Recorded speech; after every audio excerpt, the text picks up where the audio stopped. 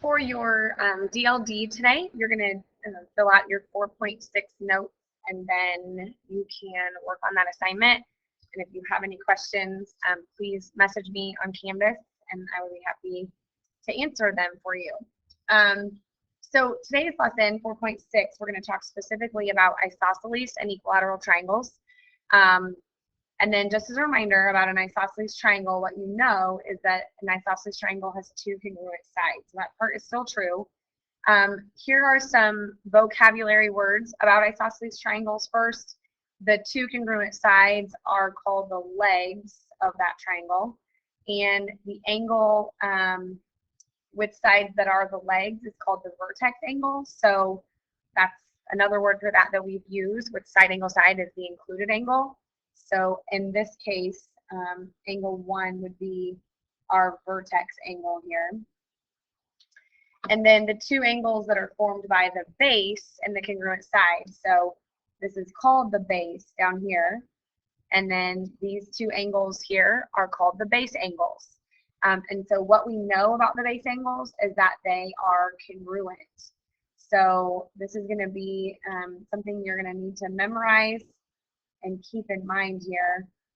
Anytime you see an isosceles triangle, you want to remember that the base angles are congruent. Okay, so this is what's true about an isosceles triangle. If you know that the sides are congruent, so this isosceles triangle theorem says if the sides are congruent, then you know that angle 1 and angle 2, those base angles, are also congruent. You could call that the isosceles triangle theorem. Then the converse of that is also true. So the converse would say if you know that the angles are congruent, then that means the sides opposite those angles are also going to be congruent. And so in a proof, you could just call that the converse of the isosceles triangle theorem. Okay, so this first example here, we're going to name two unmarked congruent angles. So what we're looking at is, remember that if you have sides marked congruent, then the angles opposite or the base angles are congruent. So if you're looking at this triangle here, you should notice that these two sides are marked congruent. So that means the angles opposite them are congruent. So that would be angle FGJ and angle FJG. And remember, we need to name those with 3 letters because they have more than one angle coming out of that vertex. So angle FGJ would be congruent to angle FJG. Okay, and then the second question does name two unmarked congruent segments. So this time, if you look, you're looking at these angles right here that are marked congruent. Those are the base angles, which means the sides opposite them would be congruent as well. So those two sides right there, which would be segment JH congruent to segment HG. So when two sides are marked congruent, the angles opposite those sides are congruent. And when two angles are marked congruent in a triangle, the two sides opposite them are congruent. Okay, we also have some properties of equilateral triangles, some definitions of them that we need to know. The first is if a triangle is equilateral, or a triangle is equilateral, if and only if. Remember, that's that phrase that means if no matter how I say the sentence, it's always true. So if I say it the way it's said, a triangle is equilateral, if it's equiangular, that's true. And if I say the converse, or if I flip it, if a triangle is equiangular, then it is equilateral is also true. And then the second part is if you have an equilateral triangle, because it's equiangular, you know that all your angle measures inside your triangle are going to be 60 degrees. So let's look at an example of that. The first example here, we're going to find the measure of angle M. So what we know in this picture is that these two angles, angle M and angle P, are congruent to each other. So if they're congruent, if I let them both be X, then I know that those three angles in a triangle add up to 180. So 120 plus X has to equal 180. So that's 2X. Subtract 120 over, you get 60. So x is 30. So if I plug it back in, then I know that the measure of angle M is 30. And then remember also that property, if these two angles here are congruent, then that means the sides opposite those angles are also congruent. That means NM is congruent to PN. So that would make the length of PN 11.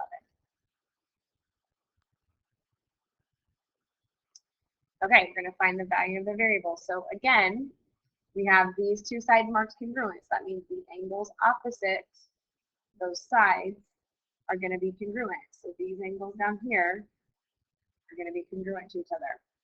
We have already that our two sides are congruent, so we can take those two sides and set them equal to each other. So 4y minus 2 is equal to 2y plus 2. And then we're going to solve. So I'm going to subtract 2y to both sides and add 2 to both sides. I'm going to do it in one step.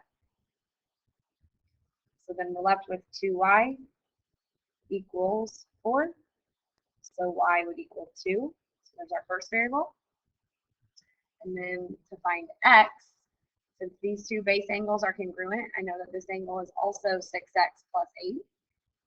So I can set up an equation of those three angles adding up to 180. So 6x plus 8 plus 6x plus 8 plus 80. All three of those have to add up to 180. And then I'm going to combine like terms. So 6x and 6x is 12x. 8 and 8 is 16 plus 80 is 96. And then we're going to solve. So I'm going to subtract 96 on both sides. So 12x is equal to 84. And then we're going to divide by 12. So x is equal to 7.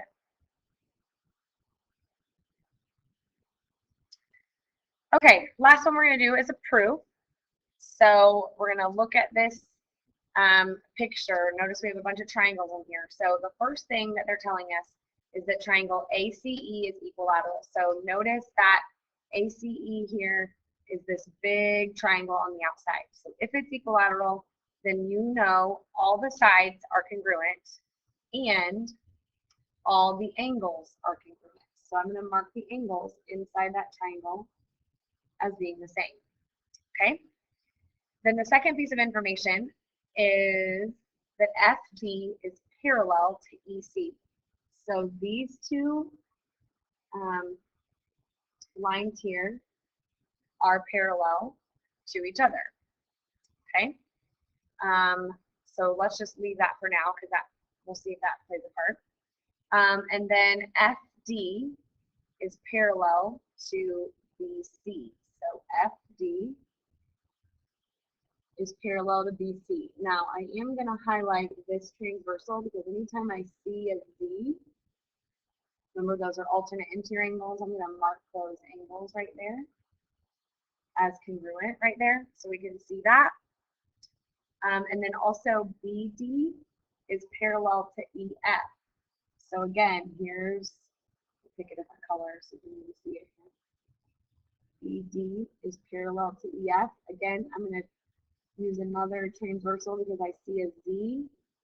So again, the angles inside the Z are congruent. Since I've already marked it with two arcs, this one's also going to have two arcs. So I'm going to pick the same color so we can see that those are congruent to each other. And then D is the midpoint of EC. So if D is the midpoint, then we know that those two sides right there are congruent to each other. So the question is, prove the triangle FED, so FED is over here, is congruent to triangle BDC. So if you look at our picture, if I just redraw those triangles so we can see that here.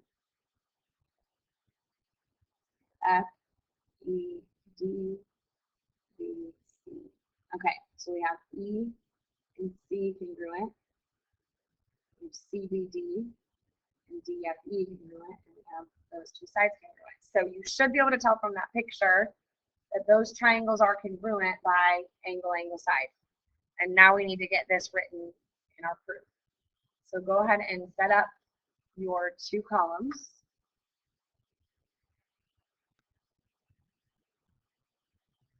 And then we're going to have our statements and our reasons here.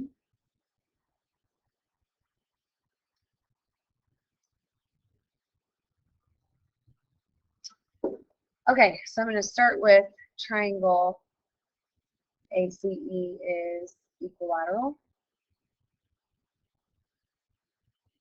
And then line FB is parallel to line C. Line FD is parallel to line BC. And line BD is parallel to line EF. And then the last one is D is the midpoint of segment EC.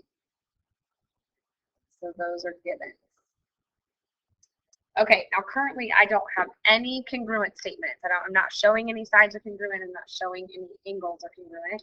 So I need to do that. So let's pull out the information about it being equilateral. If it's equilateral, we know that the sides are congruent, but we also know the angles are congruent, and that's what we marked in this picture. So we know that angle E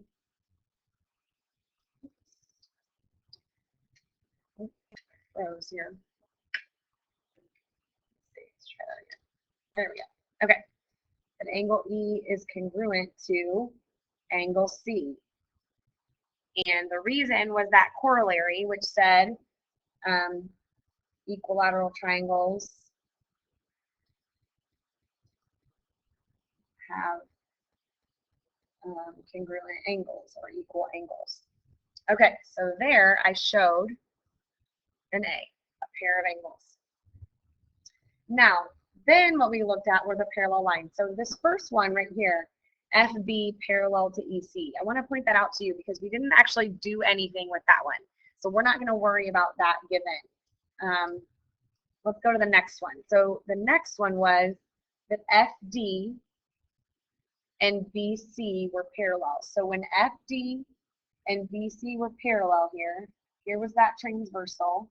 So we were talking about these angles right here. So those are the 2 angles we want to mark congruent. So angle CBD is congruent to angle BDF. And then we have this one, which was BD parallel to EF. And this time, here was your transversal, right? So we were marking these angles in here. So that angle, BDF again, congruent to angle DFE. And that's the alternate interior angle theorem. So we're using that quite a bit. Remember, when lines are parallel, then we know that alternate interior angles are congruent. Okay, now before you mark those with A's, the key is what we're trying to show is that the 2 angles are congruent in the triangle. So we're trying to show these 2 right here, which we actually have yet to write in our proof.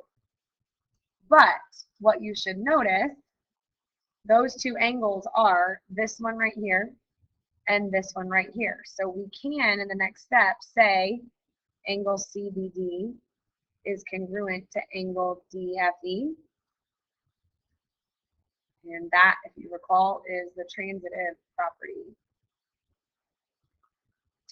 So now we did show another angle. So once you have 2 A's, then you're looking for a side.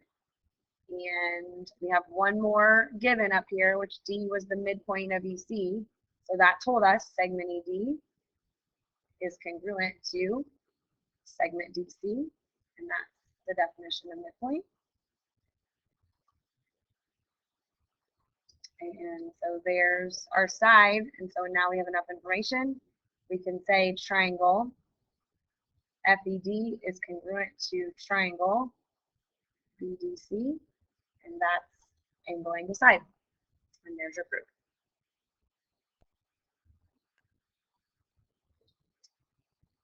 Okay, this is your homework assignment for 4.6.